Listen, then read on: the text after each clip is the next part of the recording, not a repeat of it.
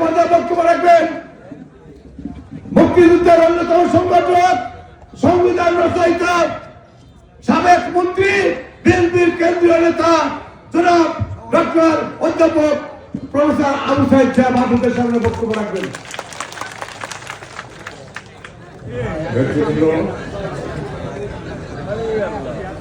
ভাই বলেন,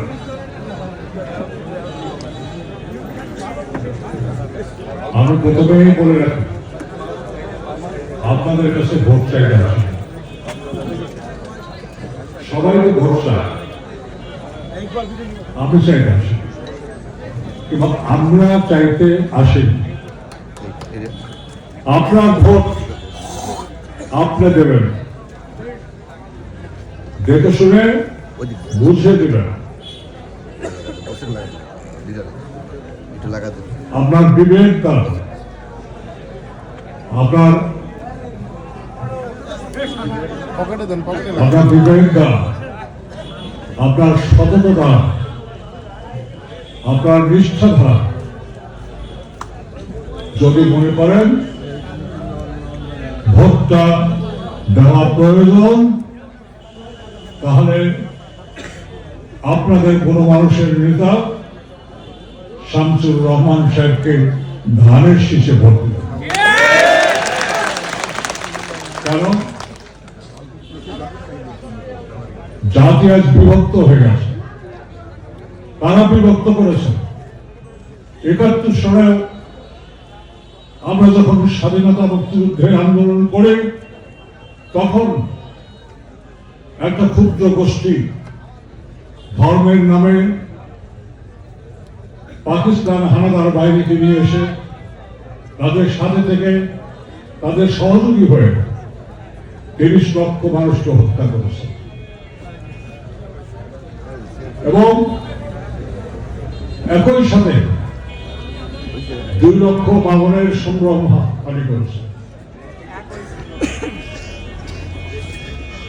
এই লোকেরা আবার নতুন ভাবে নতুন রূপে এসেছে। আলেম যারা দার্শনিক, তাদেরকে আমরা শ্রদ্ধা করি। তারা কি বলেছেন? শেষ জামানায় এমন কিছু লোক আসবে যাদের লিবাস হবে ধর্মীয়, যাদের কথা হবে চিনির চেয়ে মিষ্টি,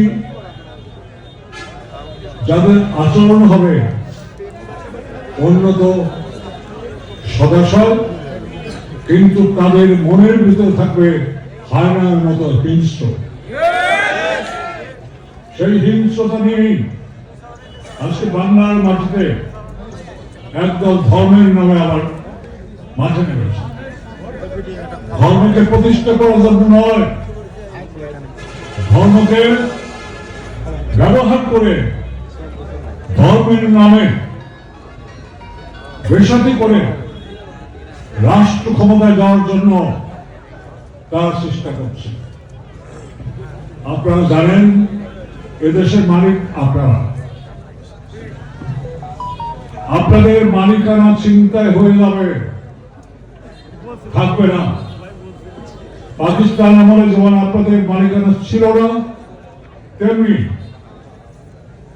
এইসব ভণ্ড ধর্ম ব্যবসায়ী যারা এসে ভোট চায়, তাদেরকে প্রত্যাখ্যান করে আপনারা যদি স্বাধীনতার মুক্তির প্রতীক ধানের শীষকে ভোট না দেন, তাহলে আবার গোলামিতে পরিণত হবে। আপনারা গোলামি চান না আজাদি চান? আপনার ভোটের অধিকার চান না ভোটের অধিকার বিক্রি করুন? তাহলে আপনারা সবাই মিলে আজকে উপস্থিত হয়েছেন, প্রত্যেককে প্রতিজ্ঞা করতে হবে আপনার ডাইনে বামে পূর্ব পশ্চিমে যত প্রতিবেশী আছে, আপনাদের যত আত্মীয় আছে, তাদের কাছে গিয়ে বলতে হবে এবারের যুদ্ধ স্বাধীনতা রক্ষার যুদ্ধ, এবারের যুদ্ধ এদেশে ধর্ম প্রতিষ্ঠার যুদ্ধ, এবারে যুদ্ধ ন্যায় ও ইনসাফ প্রতিষ্ঠার যুদ্ধ। এই যুদ্ধে ধানের শীষের প্রতীক নিয়ে যিনি দাঁড়িয়েছেন শামসুর রহমান সাহেব, তাকে ভোট দেবেন, তাকে ভোট দেবেন। আপনার বিবেক জাগ্রত করে তাকে ভোট দেবেন। ইদানিংকালে নানাভাবে আমাদের লোকদের ভয় থাকে, কখনো পুলিশের ভয়, কখনো ভূতের ভয়, কখনো জান্নাতের ভয়, কখনো নরকের ভয়, নানা রকম ভয় থাকে। এক পাগল সে বেলা বাজার দিয়ে ঘরে, কিন্তু পাগল দেখে তাকে কেউ সাহায্য করে না। পাগল যা যা যা যা, সবাই দাঁড়িয়ে যায়। ক্ষুদার জ্বালায় ওই পাগল বললো এমনি তো না খায় মরছে, অমনি তো না খায় মরছে। গিয়ে দেখলো খগনের দোকানে বালতিতে মিষ্টি আছে, রসের মিষ্টি। ওর মধ্যে হাত ডুবে দিল, কয়েকটা মিষ্টি তুললো। পাশেই ছিল মুড়ির দোকান, সেখানে গিয়ে মুড়ির ভিতরে হাত ঢুকে দিল। এই রসে এবং মুড়িতে একাকার হয়ে যখন তার হাতে লেগে থাকলো, তখন সে হাসছে আর বলছে, ভয় করলে ভয়, হাঙ্গা পেলে কিচ্ছু না।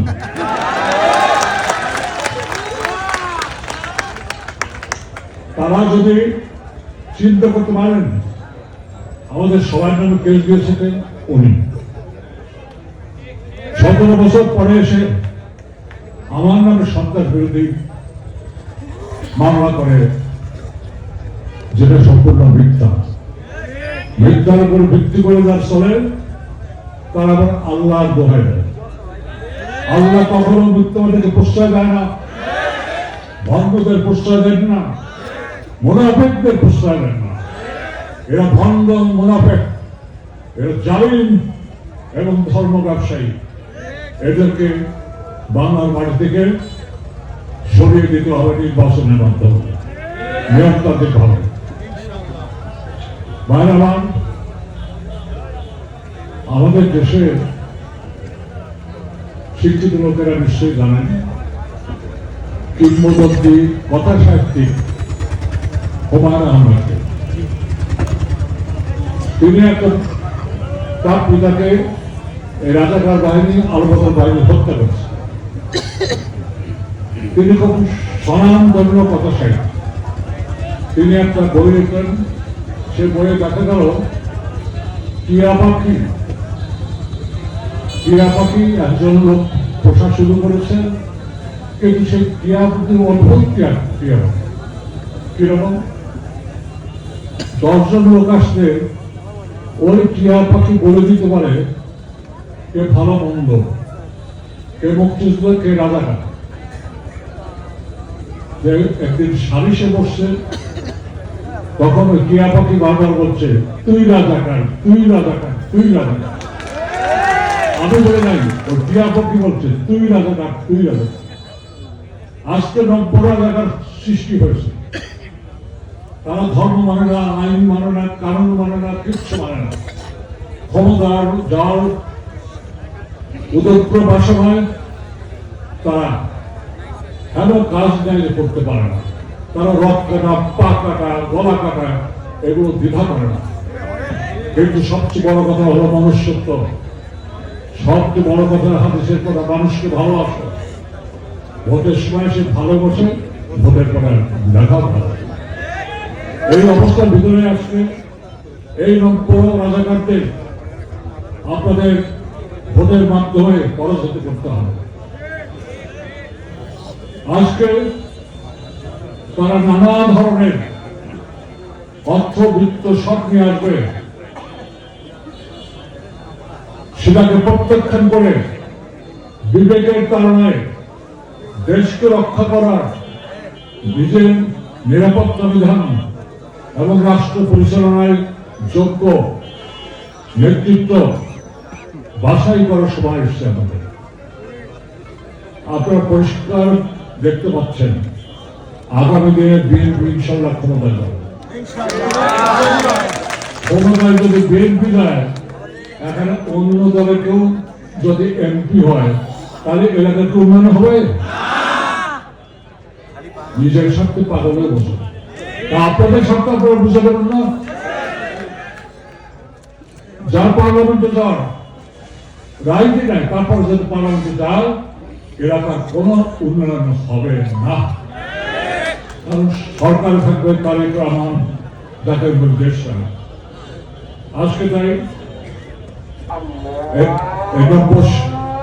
রাজাকারদের সামাজিক ভাবে প্রয়োগ করবেন, চিহ্নিত করবেন টিয়া পাখির মতো, তুই রাজাকার, তুই রাজাকার, তুই রাজাকার।